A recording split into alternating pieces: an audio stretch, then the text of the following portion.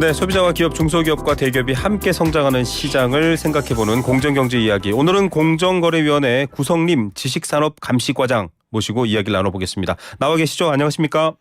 네, 안녕하세요. 공정위 지식산업감시과장 구성림입니다. 네, 자 오늘은 저희가 콘텐츠 관련 내용인데요. 많은 분들이 관심이 많습니다. 최근 네. 공정위에서 카카오 엔터테인먼트가 작가들에게 2차적 저작물 작성권을 제한한 행위에 대해서 제재했다. 이런 소식을 들었거든요. 설명 부탁드립니다. 네네. 아마 웹소설이라고 아실 텐데요. 네. 그 웹소설은 디지털 콘텐츠로서 웹소설 플랫폼에서만 연재되는 특징을 가지고 있는데 네. 이 원저작물을 토대로 웹툰, 드라마 등 어떤 다양한 2차적 저작물로 제작될 수 있습니다. 그렇죠.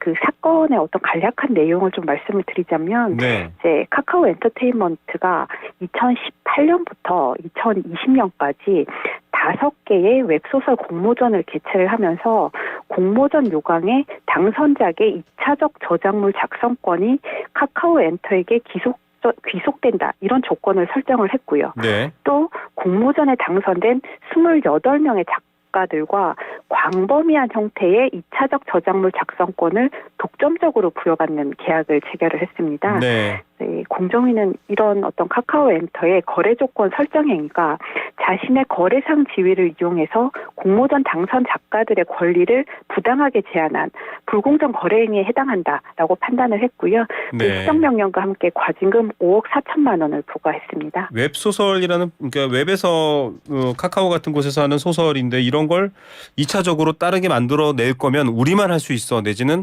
당신은 할 수 없고 우리가 그 권리를 가질 테야 뭐 이런 식의 얘기인데 네. 웹소설을 이제 다른 방식으로 뭐 애니메이션이 되거나 드라마가 되거나 이렇게 변화되는 걸 2차적 저작물이라고 하나요? 네, 맞습니다. 네, 그 권한에 대해서는 설명을 좀 더 해주셔야 될 것 같아요. 네네.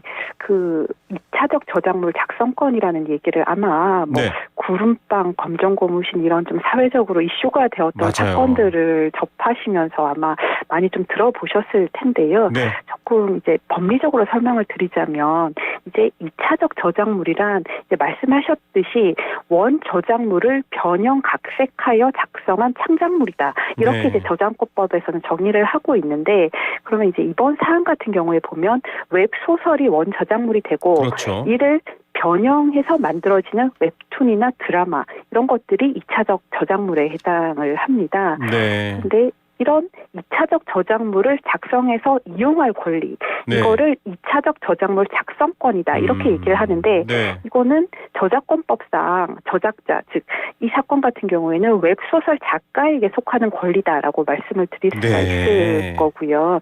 그리고 잘 아시겠지만 최근에 어떤 이런 2차 콘텐츠에 대한 성공 사례가 늘면서 맞아요. 이런 2차적 저작물 작성권의 어떤 중요성이 어떤 계속 증가하고 있는 실정이다. 이렇게 좀 말씀드릴 수 있을 네, 것 같습니다. 아이 키우는 부모님들은 구름빵 애니메이션 한 번씩 다 애들한테 보여줬을 텐데 정작 구름빵 작가는 돈도 못 받았어 뭐 이런 말 기사 보셨을 겁니다. 지금 그 얘기를 하는 건데요.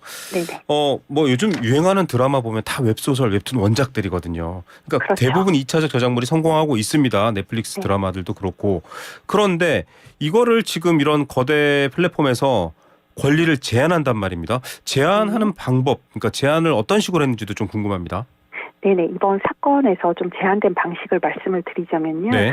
그 카카오 엔터가 공모전 당선 작가와 체결한 계약서에 일방적으로 설정한 거래 조건들이 있었는데요. 네. 여기에서 보면 공모전 당선 작가들이 자신들의 2차적 저작물 작성권을 행사할 수가 없었습니다. 네. 왜 그런지 말씀을 드리자면 요 작가들은 네. 이 거래 조건으로 인해서 어떤 2차적 저작물을 네. 언제 누구와 제작할지 선택할 수가 없었고 네. 오로지 카카오 엔터를 통해서만 2차적 저작물을 제작해야 되기 때문에 카카오 엔터가 이를 제작하지 않는다라고 하더라도 네. 뭐 작가들이 내가 직접 제작을 하거나 아니면 다른 네네, 사업자가 그렇죠. 제작하도록 할 수도 없었고요. 아. 그리고 작가가 직접 제작사를 섭외해서 2차적 저작물을 제작하게 되면 사실은 온전히 원작자인 작가에게 네. 돌아올 수익을 카카오 엔터와 나누어야 되는 이런 부수적인 문제도 있었고요. 예. 또 어떤 부가적인 계약 조건을 하나만 더 말씀을 네. 드리면 해외에서 2차적 저작물을 작성하고자 할 때도 있을 텐데요. 이때도 카카오 엔터와의 계약을 사실상 강제하는 거래 조건을 설정을 해서 작가들이 어떤 해외에서 정당한 가치를 얻을 기회도 제한되는 그런 거래 조건이 좀 설정이 되어 있었습니다. 예, 뭐 넷플릭스 이런 데서 와서 네. 작품이 좋은데 저희가 드라마 하겠습니다. 그러면 안 되는데 카카오 우리랑만 하기로 했는데 지금 이렇게 됐다라는 거잖아요. 맞습니다. 공정한 네. 시장 경쟁 원리를 위반한 겁니다. 그래서 지금 제재를 했다 이 얘기인데 네. 지금 너 내용을 보니까 소설 지망생들 작가들 또 진출하시는 분들은 굉장히 많은데 플랫폼은 소수기 때문에 이게 비대칭적인 시장이다 이렇게 지금 이제 좀 원인도 얘기해 주셨었거든요. 여러 매체를 통해서 앞으로 네. 공정위가 좀 이걸 네. 어떻게 개선하면 좋을지 그 계획 좀 네. 먼저 말씀해 주시죠. 네. 이제 좀 전에 설명드린 취지에서 이번 조치가 이루어진 것이고요. 어떤 이런 조치뿐만 아니라 이제 공정위는 어떤 거래 관련 개선, 이런 콘텐츠 시장에서의 거래 관련 개선을 중요 업무 중에 하나로 좀 선정을 하고 추진을 하고 있어요. 네. 그래서 어떤 지금 보면 만화, 웹툰 이런 다른 콘텐츠 분야 약관에서 불공정한 내용이 있는지도 살펴보고 있고 네. 어떤 OTT 산업의 불공정 거래 관행을 파악하기 위해서 용역도 좀 하고 있습니다. 네. 그리고 뭐 K-팝, 게임 이런 좀 중요한 콘텐츠 분야의 외주 제작 과정에서 불공정 하도급 행위가 있지 않은지도 살펴보고 있고요.